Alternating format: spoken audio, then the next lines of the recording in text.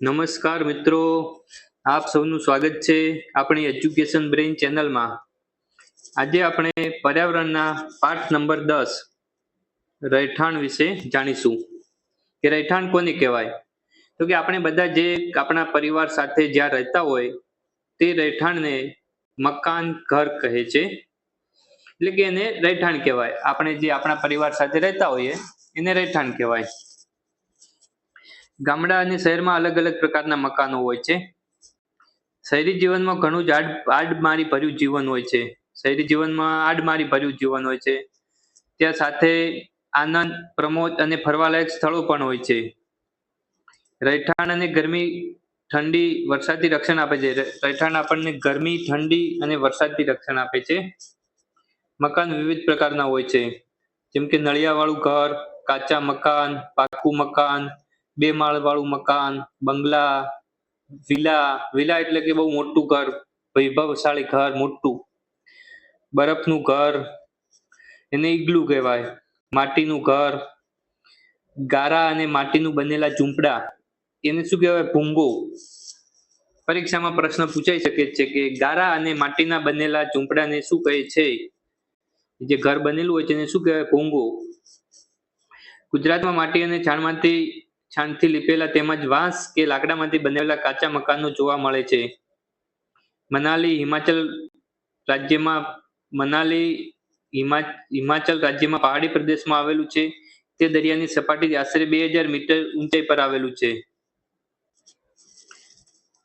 લદ્દાખ વિસ્તાર ઊંચો, સૂકો, સપાટ વિસ્તાર છે, જેને ઠંડુ રણ પણ કહે છે। આ પણ આઈએમપી પ્રશ્ન છે કે લદ્દાખ વિસ્તાર કયા વિસ્તારને ઠંડુ રણ કહેવામાં આવે છે? તો કે લદ્દાખને। ચાંગપા પર્વત પર રહેતી એક જાતિ છે, તે લોકો ઘેટા બકરા સાથે જોવા મળે છે। ઘેટા બકરા પાળે છે। ચાંગપા જાતિમાં 5000 લોકો જ છે। આ બકરીઓના ઊનમાંથી પશ્મીની શાલ બનાવે છે, જે શાલ ખૂબ જ મોંઘી અને ઠંડી સામે રક્ષણ આપે છે। પશ્મીની શાલ એટલે કે 6 સ્વેટર જેટલી ગરમી પૂરી પાડે છે, એટલી એ ગરમ હોય છે। ચાંગપા લોકો શંકુ આકારના તંબુમાં રહે છે, તેને રેબો કહે છે। રેબોની નજીક ઘેટા બકરાઓને રાખવાની જગ્યાને લેખા કહે છે। જે રેબો બનાવેલો હોય છે, ચાંગપા જાતિના લોકો જે તંબુમાં રહેતા હોય એને રેબો કહે છે, અને રેબોની આજુબાજુ જે ઘેટા બકરા રાખવાની જગ્યા હોય એને શું કહે છે? એને લેખા કહે છે। ચાંગપા તેમની બધી વસ્તુઓ ઘોડા અને યાક પર લઈ જાય છે, કેમ કે પર્વતીય વિસ્તારમાં હોય છે, ઉપર રહેતા હોય છે। શ્રીનગરમાં દાલ સરોવર આવેલું છે, જેમાં પ્રવાસીઓ હાઉસબોટમાં રહેવું પસંદ કરે છે। હાઉસબોટ 80 ફૂટ લાંબી અને લગભગ 8 થી 9 ફૂટ પહોળી હોય છે। 80 ફૂટ આ રીતે લાંબી હોય છે અને 8 થી 9 ફૂટ આમ પહોળી હોય છે। હાઉસબોટની છત અને કેટલાક મોટા ઘર પર લાકડાની સુંદર કોતરણી કરેલી હોય છે। આ ભાત એટલે કે ડિઝાઇનને ખતમબંધ કહેવામાં આવે છે। ખતમબંધ। થોડા જૂના ઘરોમાં ખાસ પ્રકારની બારીઓ હોય છે, જે દિવાલોની બહાર નીકળે છે, તેને ડબ કહે છે। જે આપણે ઘર બનાવેલું હોય છે એમાં જે બારી હોય છે, બારીની બહાર છત ટાઈપનું હોય છે, છજુ, એ દિવાલોની બહાર નીકળેલું હોય છે, એને શું કહે છે? એને ડબ કહે છે। શ્રીનગરમાં ઘણા લોકો ડોંગોમાં રહે છે। ડોંગોની અંદર જુદા જુદા ઓરડાવાળા ઘર હોય છે। જમ્મુ શ્રીનગરના પર્વતીય વિસ્તારના મેદાનમાં રહેતા બાકરવાલ લોકોના ઘર પથ્થરો અને ગારાથી બનાવેલા હોય છે। બાકરવાલ ભટકતી જાતિના પશુપાલકો છે। બાકરવાલ। લોનાર અને ગૌરવ જાની લોનાર એ ગૌરવ જાનીની મોટરસાયકલ છે। એ મોટરસાયકલનું નામ છે લોનાર, જેને અંગ્રેજીનો અર્થ થાય છે એકલો રહેવા વાળો। હવે આપણે આ જે પાઠ છે એના મોસ્ટ આઈએમપી પ્રશ્નો જોઈશું।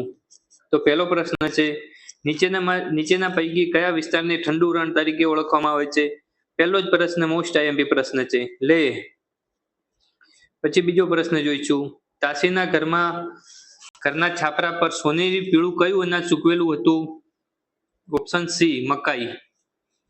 વધુ ઊંચાઈ પર જતા હવામાનના કયા વાયુનું પ્રમાણ ઘટવાથી આપણને શ્વાસ લેવામાં તકલીફ પડે છે? શ્વાસ લેવામાં તકલીફ પડે એટલે ઓક્સિજન હોય। ચાંગપા જાતિના લોકો કયા પ્રાણીઓ પાળે છે? ઘેટા બકરા પાળે છે. Option D. ચાંગપા લોકો તંબુ જેવા ઘરમાં રહે છે તેને શું કહે છે? Option D. રેબો. કયા પ્રાણીના લાંબા અને સુવાળા વાળમાંથી પશ્મિના શાલ બનાવવામાં આવે છે? બકરીના વાળમાંથી, જે બહુ કિંમતી અને બહુ જ ગરમ શાલ હોય છે. 7મો પ્રશ્ન છે, લેહ લદ્દાખમાં કયા પ્રાણીના વાળમાંથી વીણીને પટ્ટીઓ તૈયાર કરવામાં આવે છે જેને ઠંડી હવા સામે રક્ષણ આપે છે? યાક નામનું પ્રાણી છે. શ્રીનગરમાં આવતા પ્રવાસીઓ શામાં રહેવાનું પસંદ કરે છે? શ્રીનગર હોય એટલે ત્યાં હાઉસબોટ હોય, હાઉસબોટમાં રહેવાનું પસંદ કરે છે.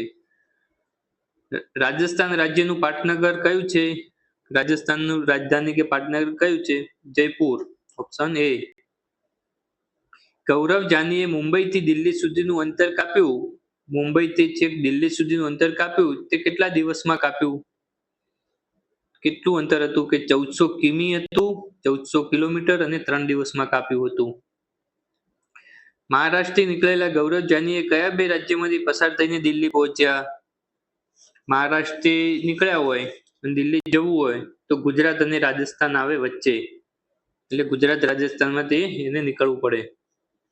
12મો પ્રશ્ન છે, ગૌરવ જાનીએ રહેવા માટે પોતાની સાથે શું લીધું હતું?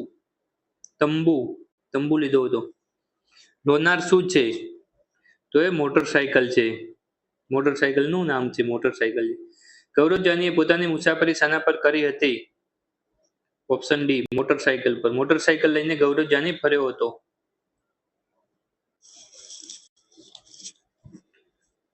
ચાંગથાંગ સ્થળ દરિયાની સપાટીથી ખાલી જગ્યા મીટર ઊંચાઈ આવેલું છે.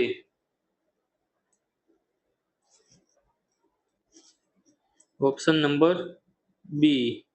5000. 16મો પ્રશ્ન, હાઉસબોટની છત પર કરવામાં આવતી કોતરણીની ભાતને ખાલી જગ્યા કહેવામાં આવે છે. જે હાઉસબોટ બનાવેલું હોય છે એની જે છત હોય છે, એના જે ધાબા પર કરવામાં આવતી કોતરણી, એની ભાત એટલે એની ડિઝાઇનને શું કહેવામાં આવે છે? તો ઓપ્શન એ. ખતમબંધ. 17મો પ્રશ્ન, પહાડી વિસ્તારમાં અને ઠંડા પ્રદેશમાં ઘર બનાવવા ખાલી જગ્યાનો ઉપયોગ વધુ થાય છે. પથ્થરનો. પથ્થરમાંથી મકાન બનતા હોય છે. 18મો પ્રશ્ન, શ્રીનગરમાં જૂના ઘરમાં ખાસ પ્રકારની બારીઓ હોય છે જે દિવાલની બહાર નીકળે છે તેને શું કહે છે? ડબ. આઈએમપી પ્રશ્ન છે.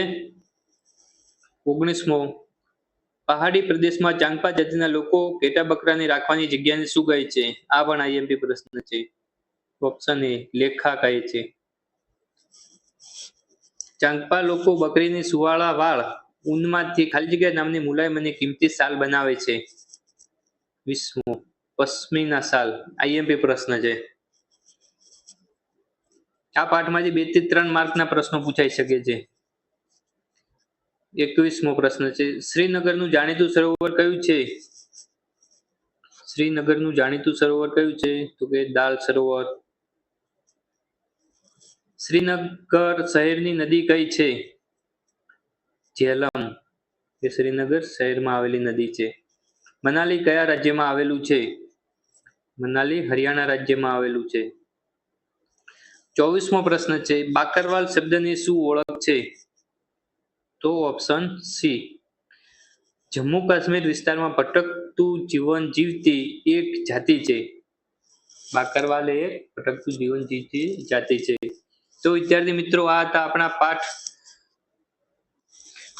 નંબર 10, રહેઠાણના મોસ્ટ આઈએમપી પ્રશ્નો અને તેની સમજૂતી. જો વિદ્યાર્થી મિત્રો તમને અમારો આ વિડીયો ગમ્યો હોય તો અમારી ચેનલને લાઈક, શેર અને સબસ્ક્રાઇબ કરવાનું ભૂલતા નહીં. અને હવે આપણે મળીશું આગળના વિડીયોમાં. ત્યાર સુધી બાય બાય.